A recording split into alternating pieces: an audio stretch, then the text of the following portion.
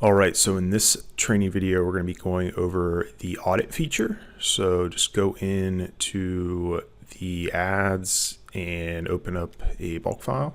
All right, and once that loads, you can click down into the PPC audit, or you can also click up here and it should load up right away. There's basically multiple sections here you can toggle. It may look different too. We'll be adding some additional audit features when you're watching this video, but for the most part, this is kind of the overall layout. Now, there is some supplemental data you can add at this point. I'll go ahead and add this traffic report. It's the child ASIN traffic business report, if you're familiar with that, and you want to make sure it's the same date range as the bulk file you loaded. There'll be another video going over both of these, but I typically use our Chrome extension to download this. It just makes it faster. You can schedule them, but you can also download these just kind of on demand as well.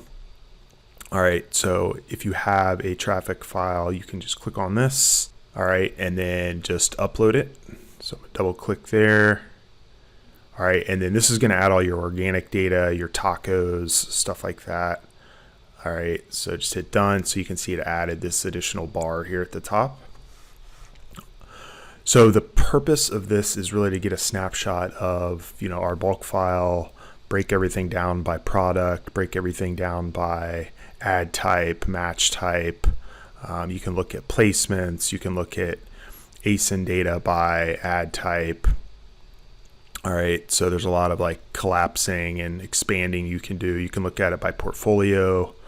This is a dummy file, so yours will obviously have your portfolio names, and then underneath there broken down by ad type. In this demo account, I don't have our metrics tool hooked up yet, but if you did, it would have daily data here that you could drill into. It's also where the change history shows up, so you can see the actual changes that have been made on your account with respect to like bids and placement modifiers, stuff like that, each day, and then correlate that to different trends in your data. So if you have metrics hooked up, make sure you expand that and check it out. All right, and then move the needle. This is by far the most helpful section here because it actually gives you kind of low-hanging fruit and best practice actions to take on your account. This is good also if you're using even another tool outside of SkuHero to optimize your bids. You may have some automation set up. It's good to run this once a month and just kind of get a snapshot of how you're doing. If things aren't trending in the right direction, you likely need to make some adjustments. All right, so just quickly showing you how this works. This is kind of our current performance at the top line over the date range in our bulk file. And then this is the forecasted performance if you make some of these changes. Obviously, you're not going to make all the changes, but some of them you likely should. So what you would do is just expand this, and you've got all the data here in the bid optimizer view that has all your ad type files. You can just click on, if you look at the spend there, $369. If I click take action, all right, it's going to jump me in and filter the data. All right, and then you can come over here and you can see $369. So this was a quick Pareto analysis we just ran on this account that factored in the lower 20% of targets attributing for orders, and then above a certain ACoS, along with some state related filters. So the action here is you could come in and pause this column here, this value, for any of them that you wanted to pause based on the relevancy. Maybe you just launched them and you don't want to pause them, things like that. But then you create an export file, and then all those changes are made. All right, and then that's a solid improvement. So it's kind of just a workflow of potential improvements that you can make on your account. Obviously, zero orders attributing for spend, you can go in, take a look at those, pause some.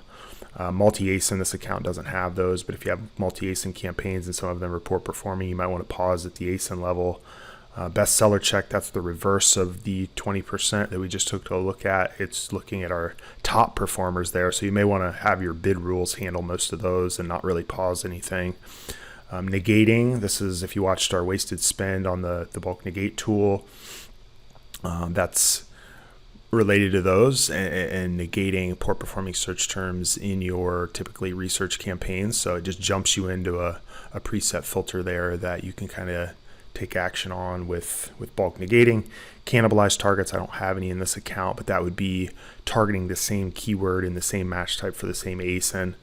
If you do have that, you can click on the view button there and it'll show you exactly the ones that are duplicated, and then you can pause one of the duplications that has the lower performing metrics.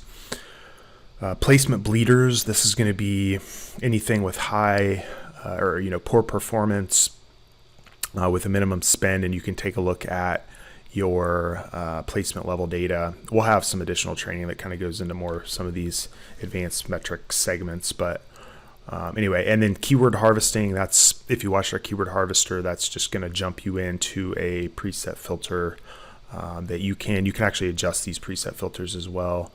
But this is one that you can go in and see if you want to harvest any keywords to test new campaigns and new keywords in those campaigns. So the observations, take a look here. This is going to analyze all your data here on the left and just show you anything that's kind of jumping out that you should take a look at and drill into a little further. Sometimes you can have one or two campaigns that's really dragging everything down, and if you're not paying attention kind of from a bird's eye view and then drilling in, figuring things out, it can be hard to optimize.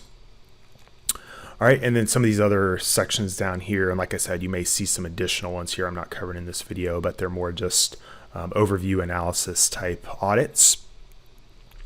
And yeah, that's pretty much it. You can also add branded terms up here.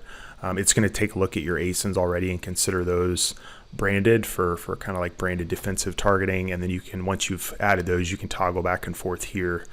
The days here, this is just good to set based on whatever bulk file you have in there. It's not really used in any of the logic. It's just kind of for reference. And then the target ACoS, that's going to modify some of the ACoS target placeholders and kind of color coding. So yeah, hopefully this audit makes sense and helps a lot. It's definitely helped a lot of our early users. If you do have any feedback and want to see other kind of audit report views and segments, definitely hit us up in the chat widget down here. We'd be happy to add those, and I'll see you guys on the next one. Cheers.